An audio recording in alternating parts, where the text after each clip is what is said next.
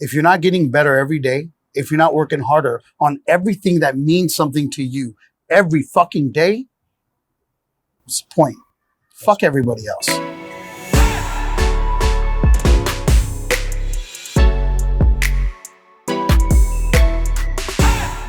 What up, it's your boy Sky. Welcome to another episode of Sippin With Sky. And today we're over here at King and Queen Cantina to meet my boy, Zuriel Xen, recording artist, Latin music recording artist. He is fire. I can't wait to introduce you to him and show you what he's up to. Come on, let's go.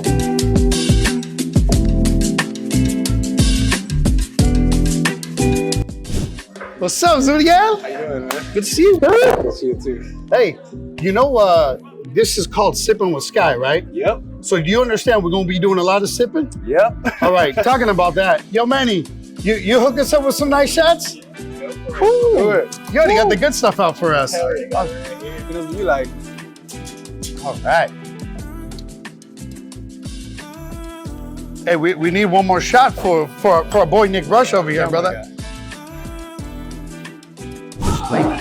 Cheers, brother. Cheers. Pretty good. That's good. That's some really great tequila. And one thing I personally love about this tequila, there's no additives. So it's all natural. So every flavor that you're tasting, this is called cabal, reposado. So everything that they have in this is either comes from a natural wood or from the natural tequila process the way it's supposed to be made. Oh shit. Hell yeah. I say like a little bit like wood.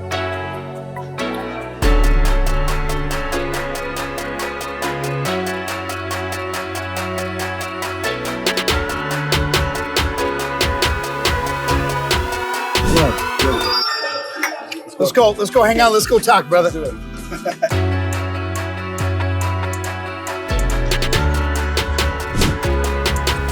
Cheers, brother. It's good to finally sit down with you, man. It's been a minute. I think we had a conversation over 2 years ago, I think. Where like, hey, we gotta sit down and do some content together.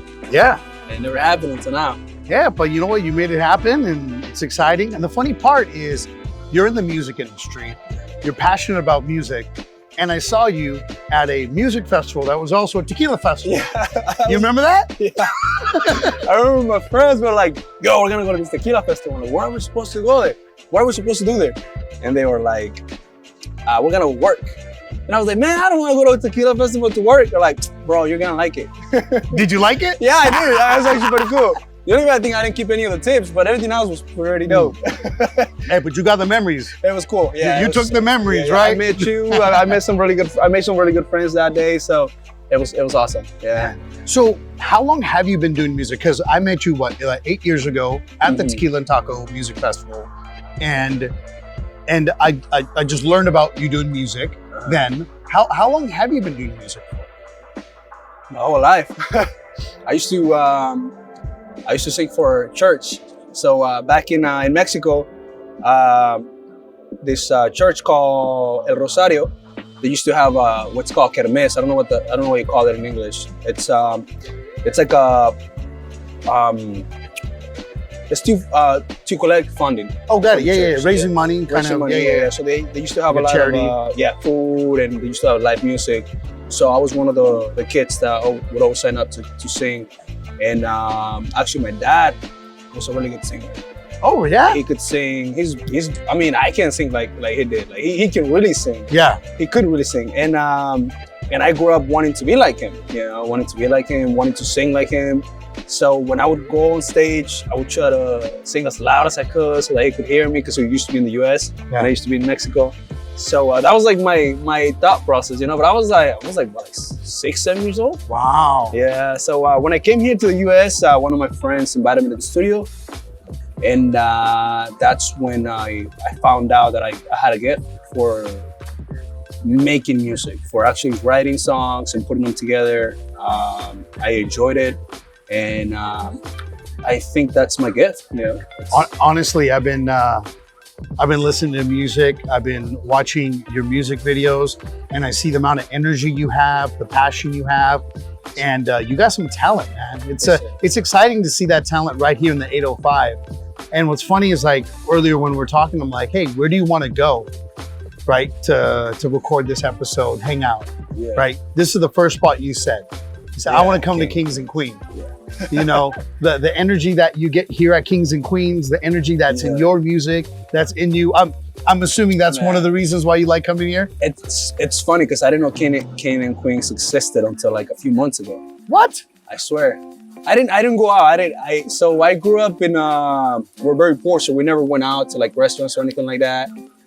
So even when I took girls on dates, I didn't even know what to order because I never went out, you know? So I was like, all I know is beans and like chicken and rice. But one of my friends brought me here and I was blown away.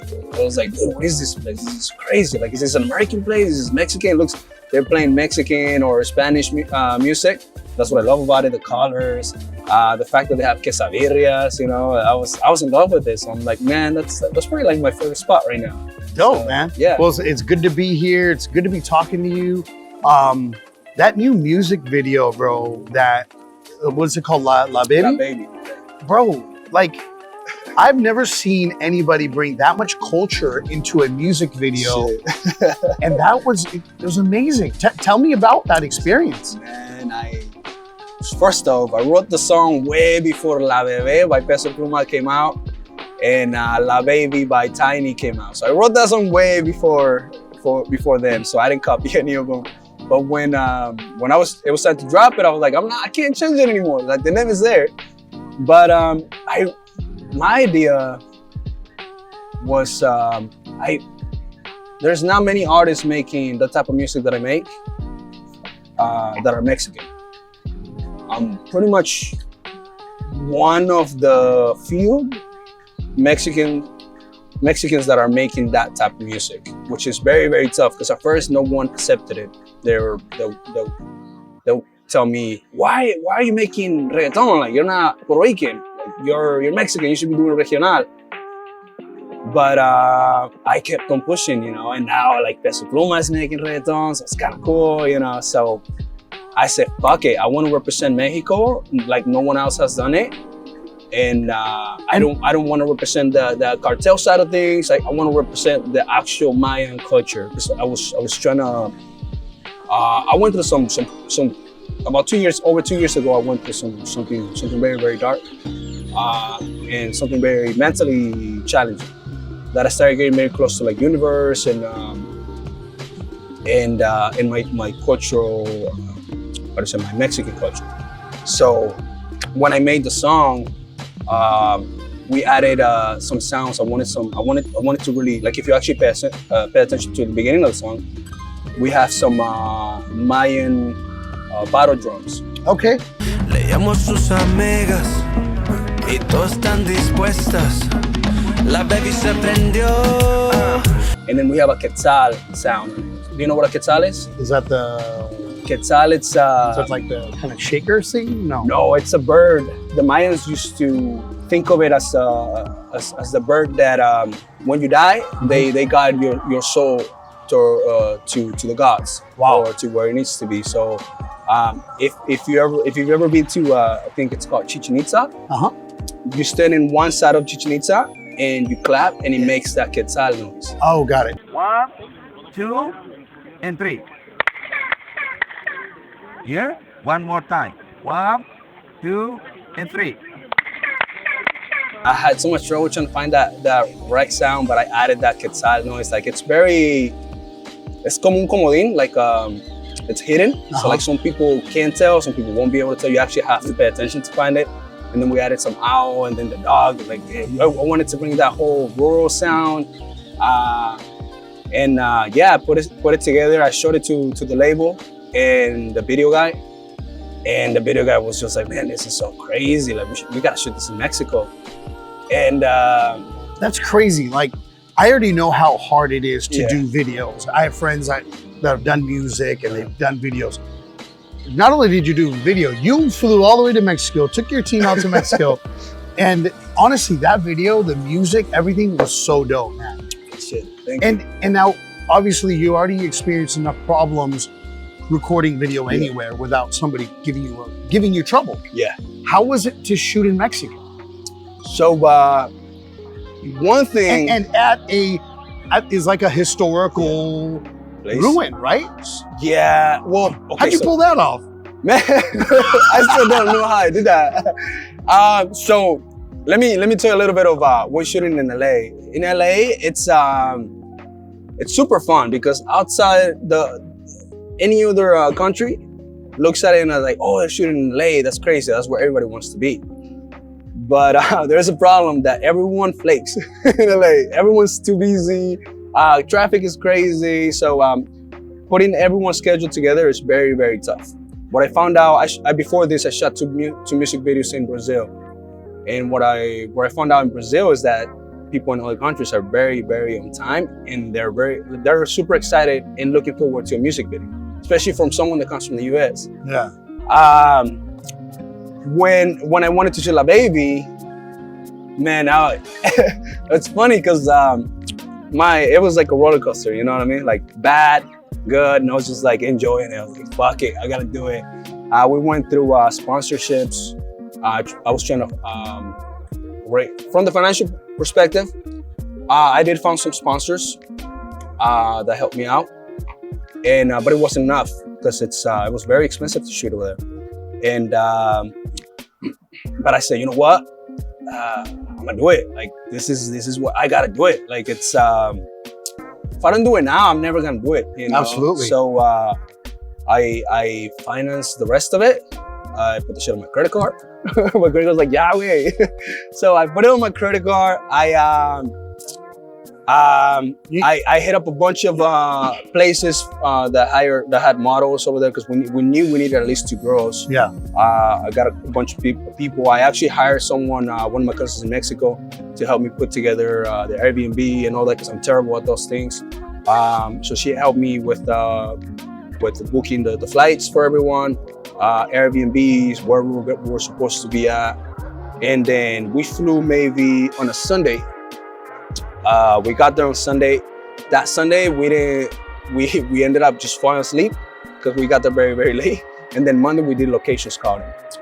We didn't, wow. Yeah. So you did that all when you went there? You didn't even have the location? No, we tried calling a few places, but it was very hard because they were going, so the locals there, they were going through, I don't know what it's called, but where this big corporations were trying to take over the ruins. Is that how you say it? Wow. Yeah. The Mayan ruins.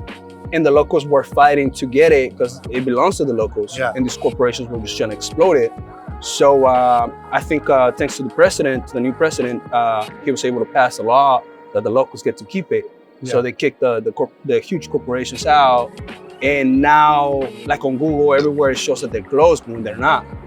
So I had no idea until I got there.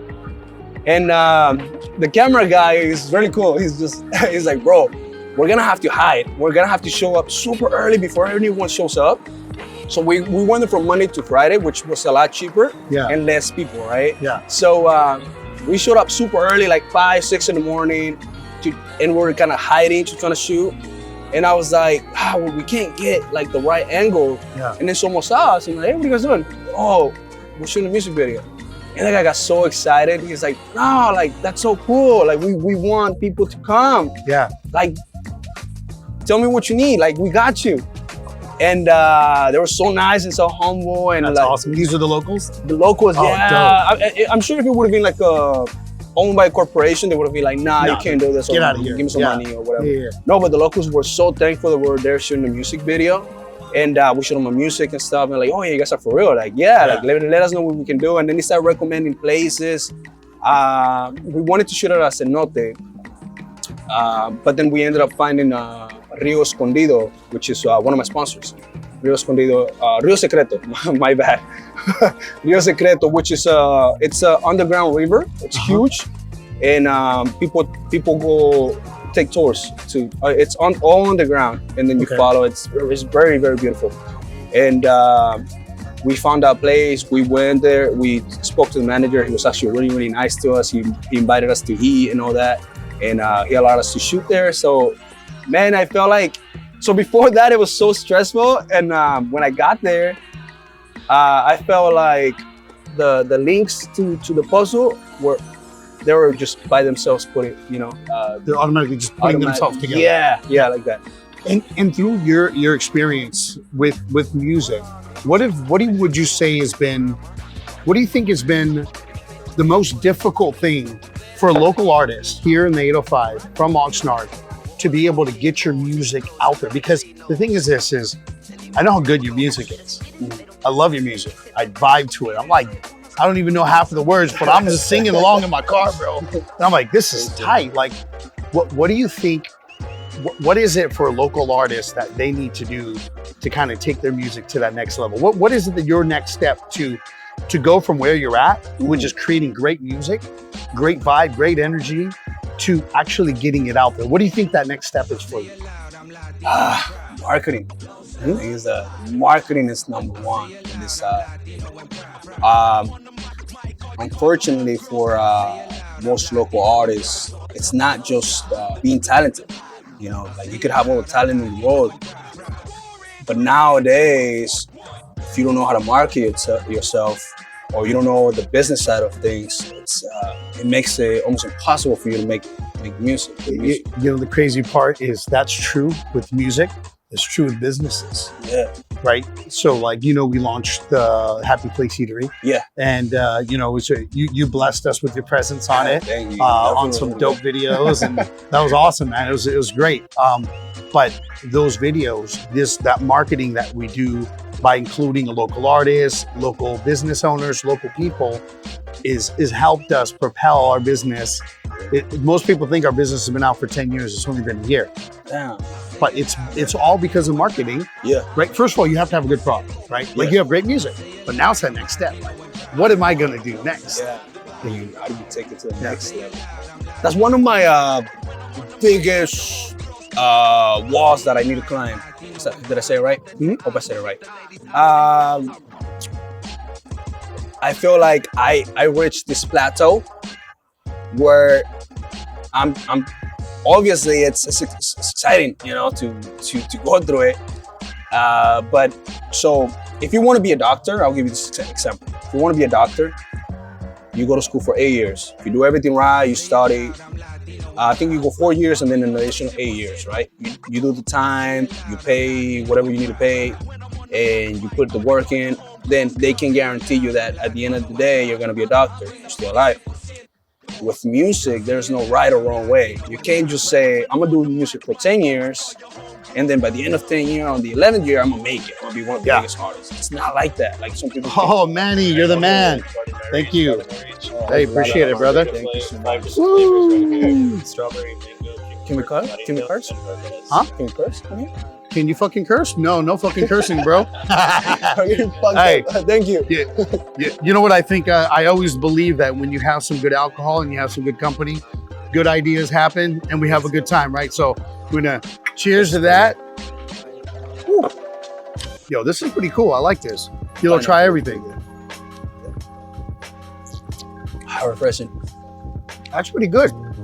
I love having an excuse to drink at 3, 4 p.m. I'm excited about everything you're doing, bro. Like, I think your energy, your vibe, the music you're putting out, it's makes me want to dance, and I love to dance. You know what I'm saying?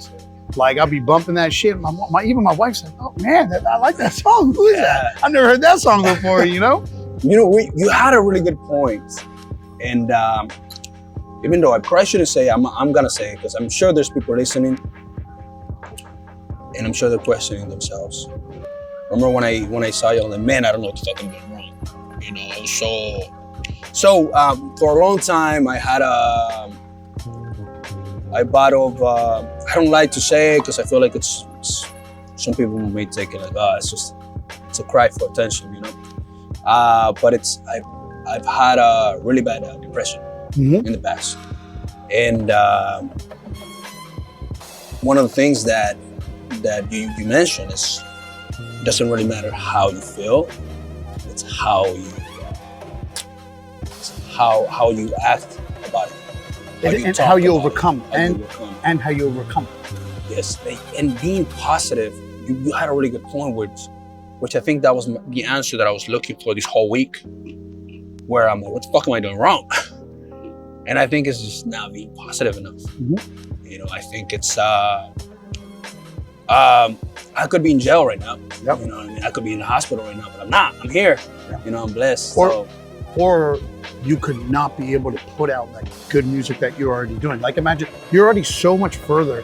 Yeah. But the problem sometimes is when you're doing all this work, you're putting your heart and your soul out there to the world. Yeah. And you're not getting the love back. When you're giving the love to the world, it's difficult. Yeah. But sometimes it just takes that extra day, that extra week, that extra month. That extra right? work. And they say, if you look back in history, there was somebody who spent all their money on trying to dig for gold. Yeah. Right? They got literally Nothing. 2 feet away from where the gold was and they quit. Yeah. Right? And what happened? The next person came in, bought all their stuff for pennies on the dollar, and they hit gold. Right? Sometimes we stop because we get hit with everything. Yeah. And you know, mental health is such a big problem right now because we just went through fucking all this COVID shit. It's not, we're not supposed to be alone or away from people. We're supposed to be around people as human beings. Going through that, then you go through all the other struggles that we have in life, you know, and people don't see, they only see your music. They see you happy. They see you dancing. They see that. They don't see all the work you had to put in to do it. Yeah. Now, how much work, how hard was it for you to put together a few songs and a big music video? It took years.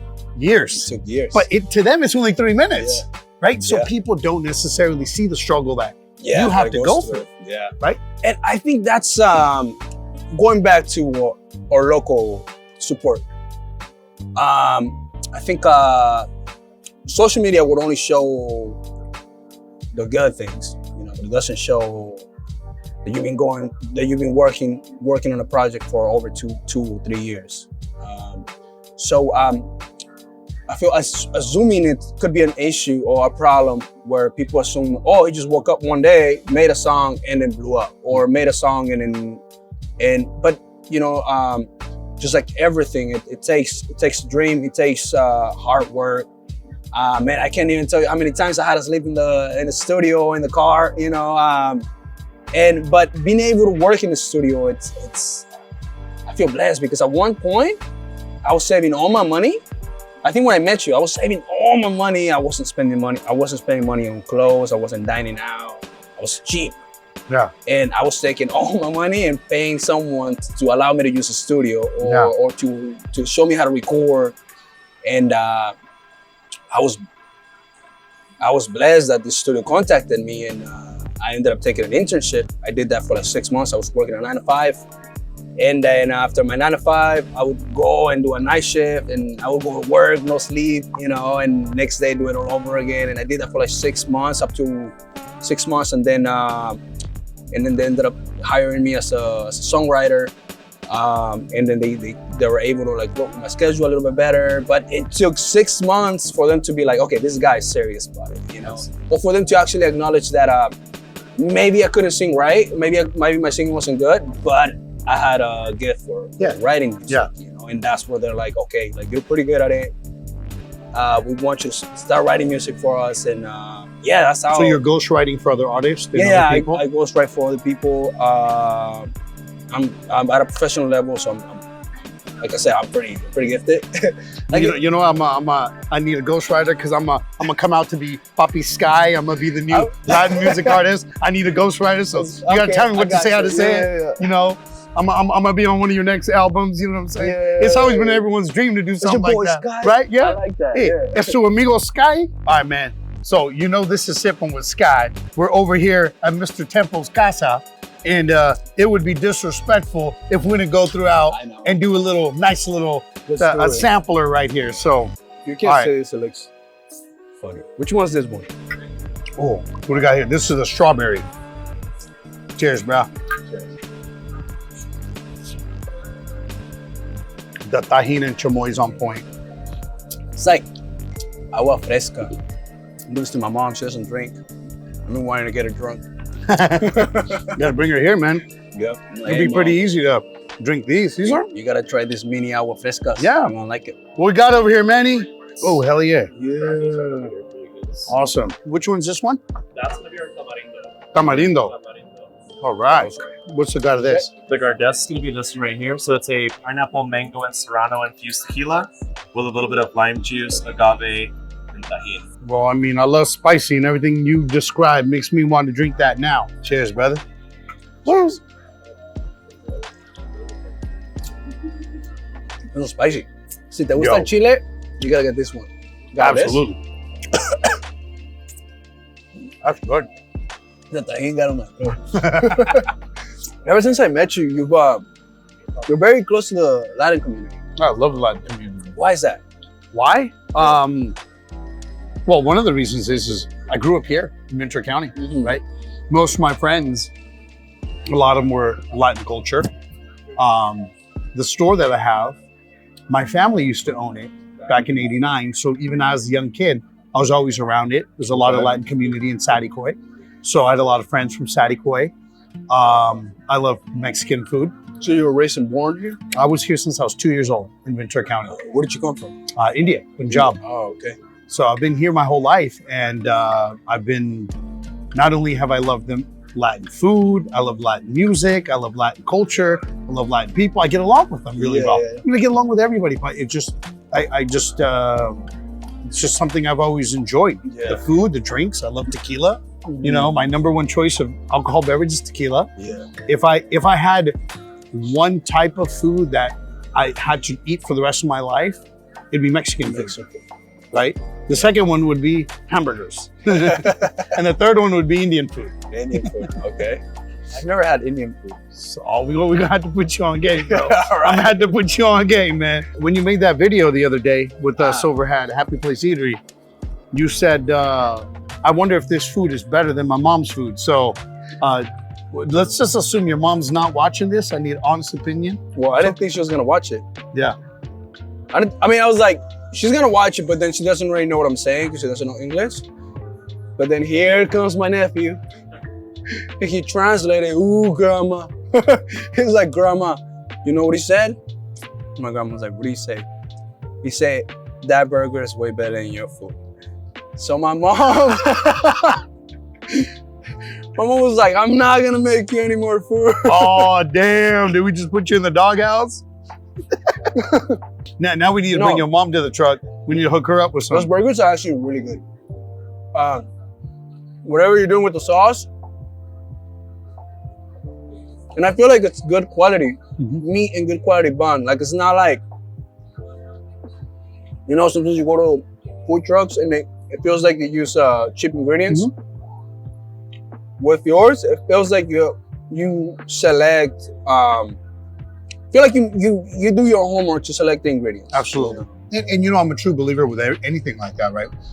Whether it's music, whether it's cocktails, whether it's food, if the ingredients you use, each one, is great quality, your end result's going to be better. Yep. Now, if you have a better chef or you better artist, you have better energy, whatever else you bring to the picture, it makes it better. But at the end of the day, you are sum of all the parts. Yeah. And if the parts are weak, the end result's not going to be as good as it could be. Everyone has their own past, Absolutely. you know, and it's how you go about it. And I think the biggest thing is we look at people that are successful, what they've done, right? What have they accomplished? And try to learn from it. And you can do it from it doesn't matter what field you're in, right? Like whether somebody's in business or somebody's in music or somebody's in a restaurant business or somebody's an artist of, you know, whatever it is. Like, You took yours. I'll talk good, bro.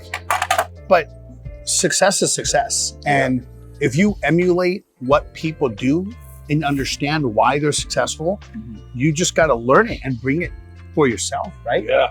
So like we talked earlier, I mean, you understand the things you need to work on, right? You're like, hey, I need to work on marketing. I work on this, right? The other thing you need to work on is you need to work on a buzz because we all Sippin With Sky, motherfucker. You over here babysitting over here. Come on, man. All right, you grew up around Oxnard. You've been in Oxnard for how many years now? 12 years.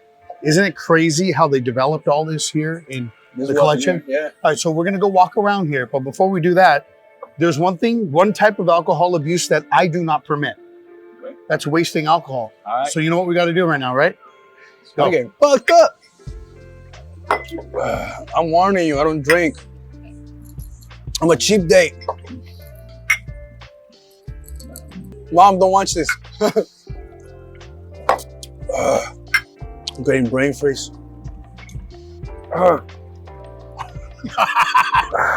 We got a brain freeze. I got brain freeze. Do those make you stupid? All right. Let's go, baby. Do it.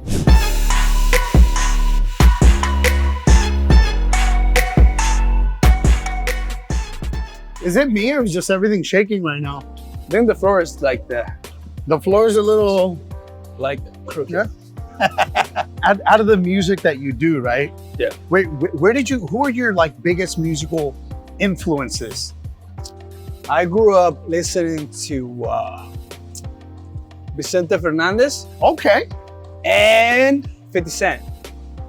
So it's Neither of those two sound anything like the music that you make. so Okay, now, give me more. Like, how did you go from 50 Cent and Vicente Fernandez, one of the kings of music, period? So I actually, for people that don't know, I used to sing Vicente Fernandez music when I was a little kid. I used to sing mariachi, yeah. Thanks to my dad, because my dad used to sing mariachi. He used to sing a lot of Vicente Fernandez, Joan Sebastian stuff. And, All right. So I wanted to be like my dad, but growing up, trying to find my voice, trying to find my style, trying to find my passion, going through thousands of beats, you know. I said, there's already a Vicente Fernandez. Yeah. There's already a Joan Sebastian. There's already a Bad Bunny. There's already a Peso Pluma. There's already so many artists. So there's not a Zuriel Xen. Yeah. So I truly believe that there's no one in this world like me.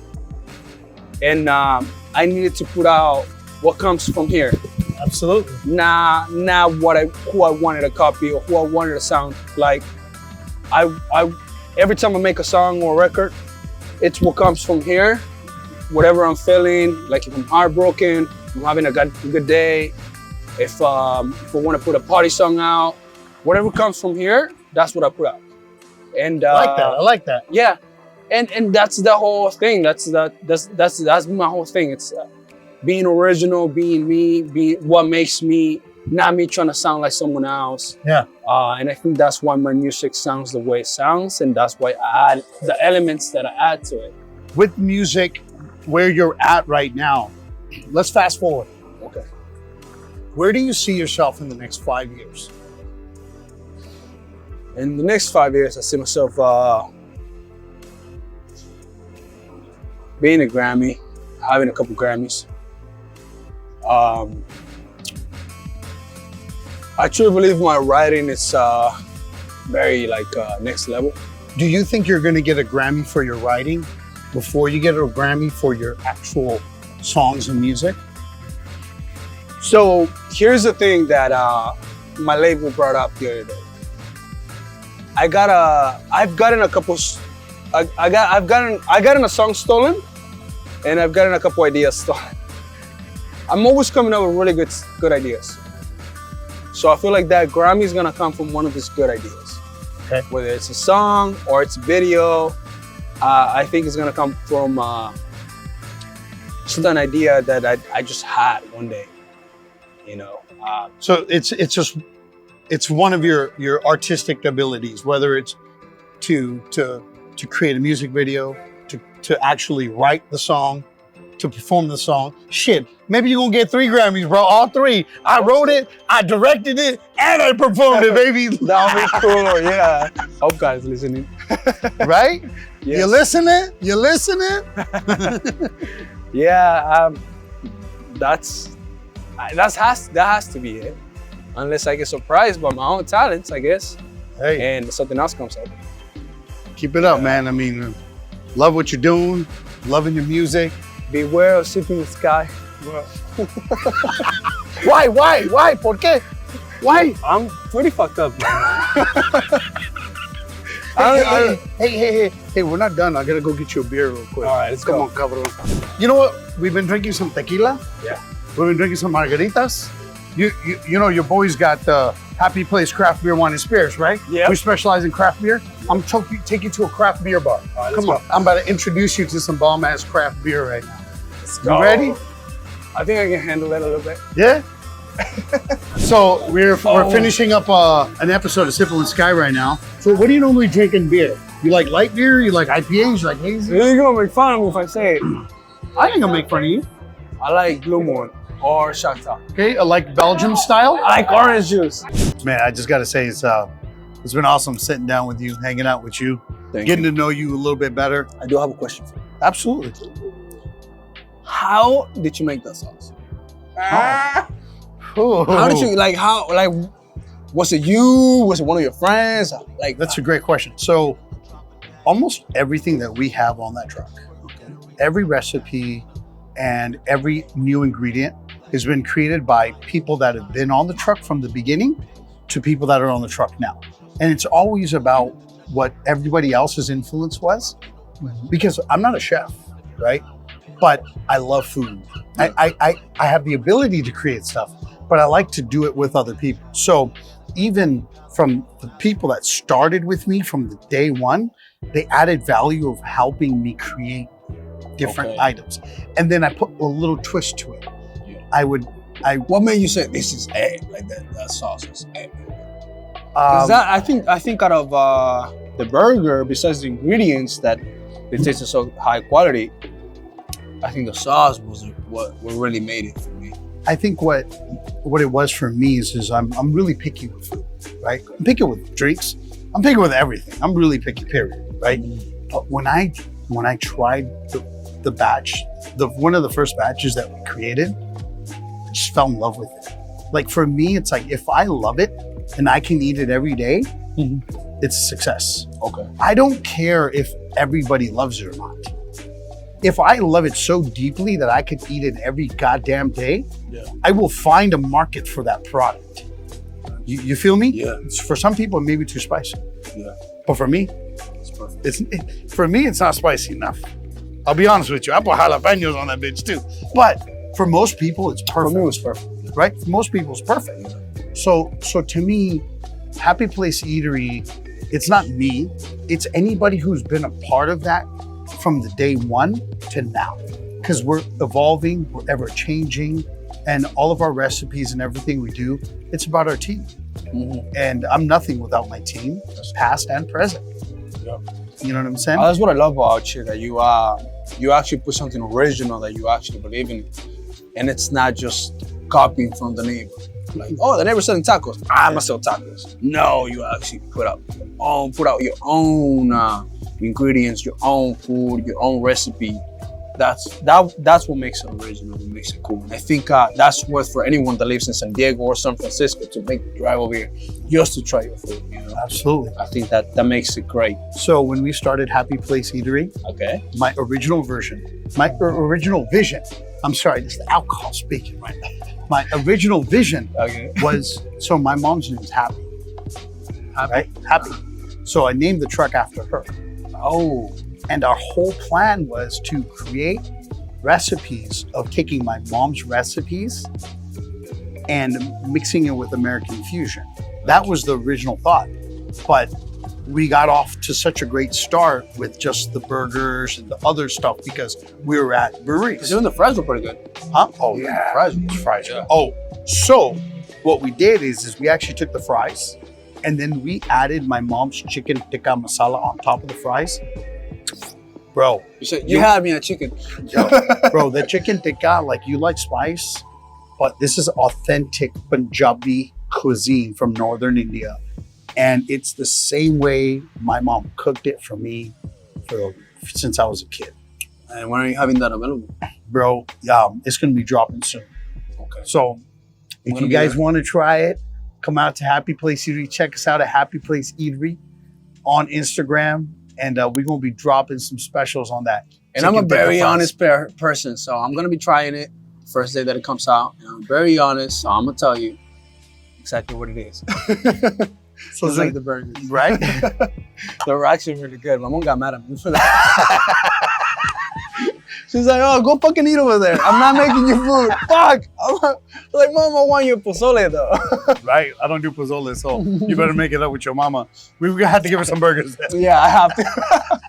Definitely have to take her some. So So for all the people that tuned in today, that listened to your amazing story and what you're up to, you're a local 805 recording artist. Where can people find you?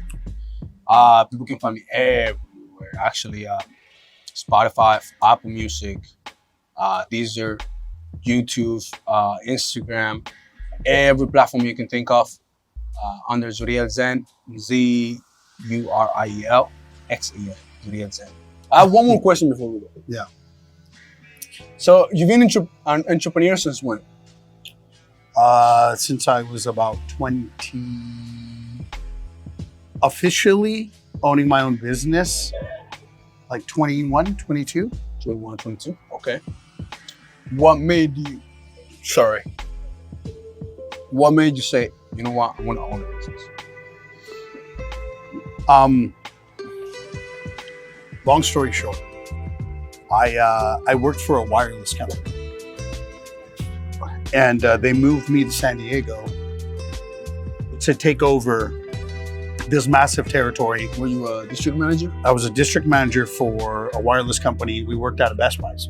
Okay. We had 9 locations in 3 months. I showed them how great I was. They gave me 11 locations immediately. Like after 2 weeks of seeing my performance, they gave me 11 locations. And I took it from last in the nation, that market, to number 1 in the nation in 3 months. Okay. And the whole time they moved me there, they never told me that they were going to lose their contract, and they moved me there for a temporary position. But I worked so hard as if it was my own business. And that's the one thing I've always learned is when you're doing work, you want to make sure that you bust your ass when you're working for somebody else, right? No matter what, treat it like your own business. And I did. And then the moment I found out that they knew the whole time, and they used me as, they moved me from Ventura County to San Diego. And the moment I came back, I was like, I don't want to work for anybody ever again for the rest of my life. And the moment that happened, I knew I was going to be my own boss. So how did you come up? Like, what was your first business? So my first business was the Happy Place. I mean, other than selling CDs in school, like I hustle CDs when I was a kid. I used to sell chocolate bars and gum in school. Get out of here. Okay. People used to tell me, why are you selling them? I used to box back in the day. So I was like, oh, it's for my boxing team. But in reality, it was for you. Because you make some money, you know? But so tell me. So the funny part, my brother used to sell candies at school. And what I did is I was like, my brother's selling 50-cent candies, right? And he's buying them for a quarter. He's doubling his money. I was like, that's great. And he sells a lot of candy. And then I saw one of my cousins selling $10 CDs. And when I found out he was buying them for $5, it's the same math. Doubling up. There's a zero at the end. Yeah. Right? Both businesses. I think that's the number one rule, right? It's business, right? Doubling up your money. Look, it's not just doubling up, right? Some businesses don't double up. Some businesses are not. But your volume. You're selling 50 cents versus $10. Yeah. Right? So when I saw that opportunity, I was like, I jumped on that shit. And me being a marketing person, the whole school knew me as, yo, if you want a CD, go see Goggin. Because I went by my name is Guggen, right? Which means sky, but people couldn't even pronounce Guggen, so they called me Goggin growing up. So Goggin's over here building the CD empire, and everybody knew that. You want a CD, go to him. Yeah. And I had Eminem CD, Slim Shady LP before it dropped. And you used to use LimeWire, or what did you use? Bro, I had the original CDs. My cousin was dating a girl that worked for a radio station. So she got the ones with the UPC popped out, right? You being a musician, you used to burn them. No, I would get crates of the CDs and I would flip them. Fuck. So my first business was doing that. And then after flipping all these CDs and making so much money, bro, I'm like a 16-year-old kid and I got like $4,000 in my socks, right? Yeah. Saved up in my Nike shoebox, you know what I'm saying? Sick. So then what happened is my supply couldn't meet my demand that I created in the store. Because I became in the school because everyone knew me as a CD guy. Yeah. So what I ended up doing after that, so then what ended up happening, I'm like, fuck, what do I do? So I went and I went to Price Club. So Costco used to be called Price Club back in the day. So I went to Price Club and I saw a CD burner for $2,199. The same CD burner now that's like free after rebate, mail-in rebate, right? It was $2,200. And I bought it. So were you not able to burn CDs with the computer? I could. Nobody in my whole school had a CD burner. Oh, okay. Right? So I'm old, right? Yeah, because I'm trying to think. So I'm 40. Okay. Right?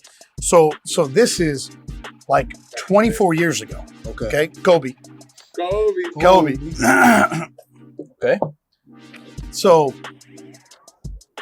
I go to Costco, Price Club at the time, buy the CD burner, and then I start not only selling those CDs, I start listening to people. And what I noticed about a lot of people, they said, this CD's dope, but I only like these tracks. This is dope, but I only like this song. Yo, this is dope, but I didn't like that. So what I started doing is I already had the whole collection of every CD you could possibly think about. I didn't even need to download them. I had the authentic, high quality CD. So then I could rip CDs right off of my computer, and I made compilations before they had the now 100, now 50, now 10. Yeah. Bro, your boy Sky was doing that shit, and I was making things because I was listening to the audience. That's crazy. Okay. They're like, oh, I like this song. Oh, I like Genuine. Oh, I like this. I like that. So I would take all the best songs that they had and make I'd do hip hop hits, volume 1, volume 2, volume 3. Bro, like, so then that shit, those CDs were costing me $2. Yeah. Right? What, $10? 15, bro.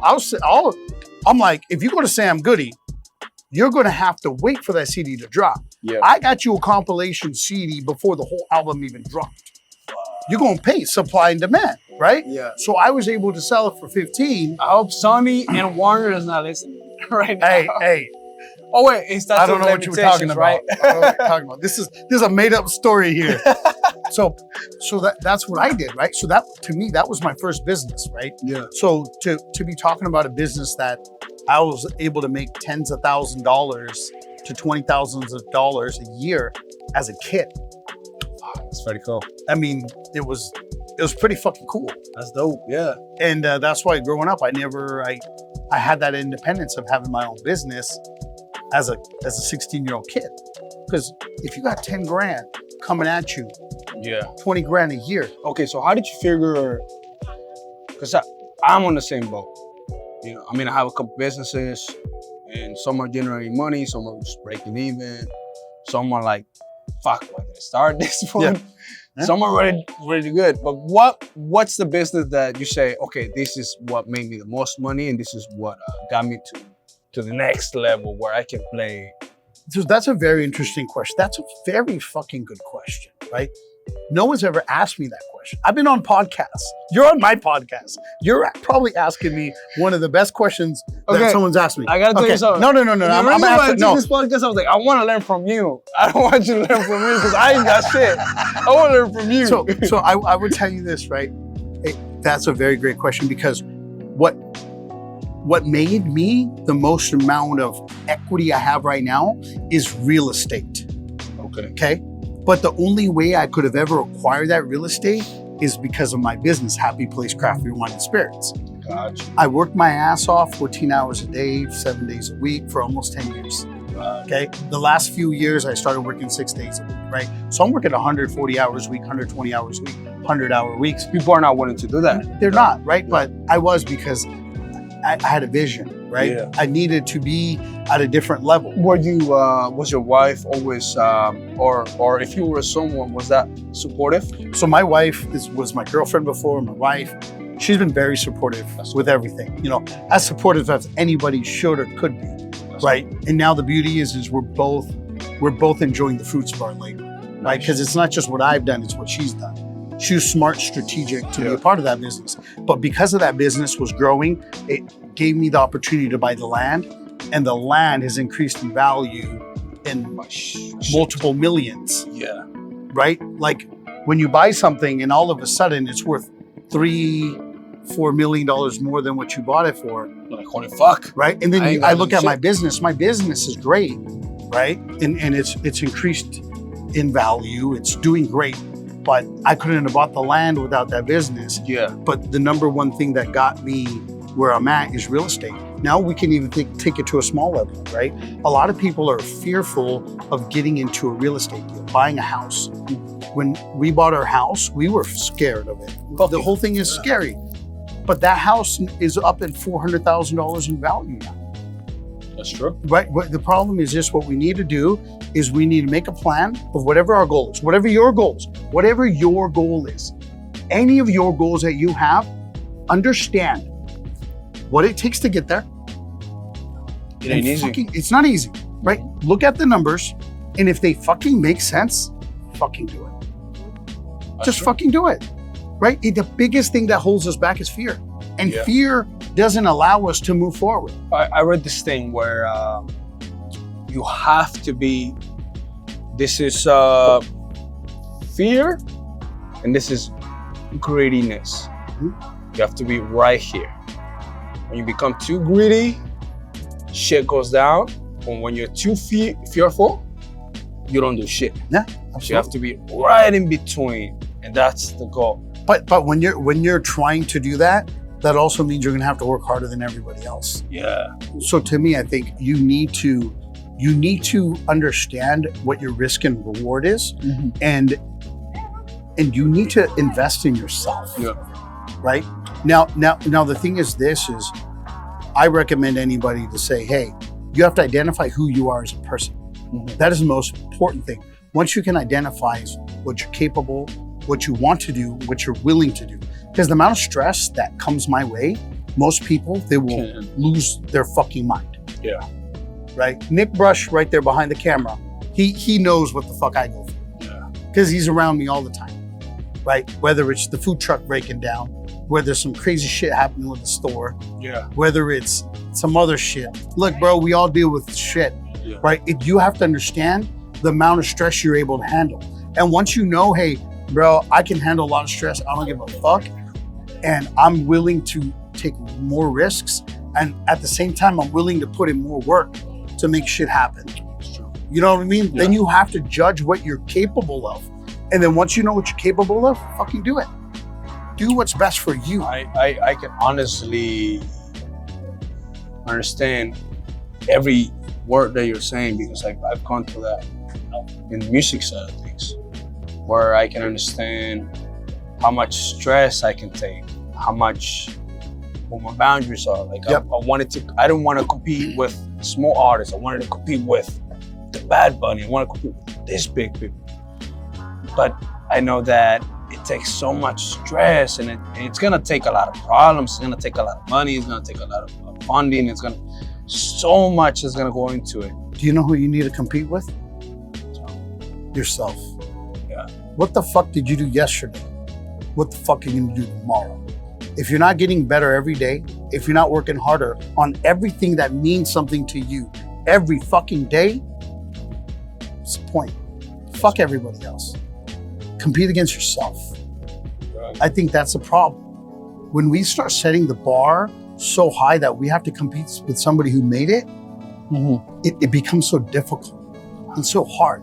If we're competing against ourselves and every day to become better and better and better, but you look at those people that made it and understand what made them successful, and you take what you see that they did to get them there, and you apply that in your own life and become better tomorrow than you were yesterday, you will become successful if you don't stop. That's true. You feel me? Yeah. And I'm excited with everything you're doing, and I want to take it to the Grammys when you fucking win the Grammys. All right? Thank you. You feel me? Got it. You actually got it. Dude, Zuriel Xen. Appreciate Thank you. Appreciate you. Thank you from the bottom of my heart for tuning in to Sippin With Sky. Please don't forget to like, comment, share it with a friend, and subscribe. Also, you can follow us on Instagram at Sippin With Sky. Cheers. We'll see you on the next one.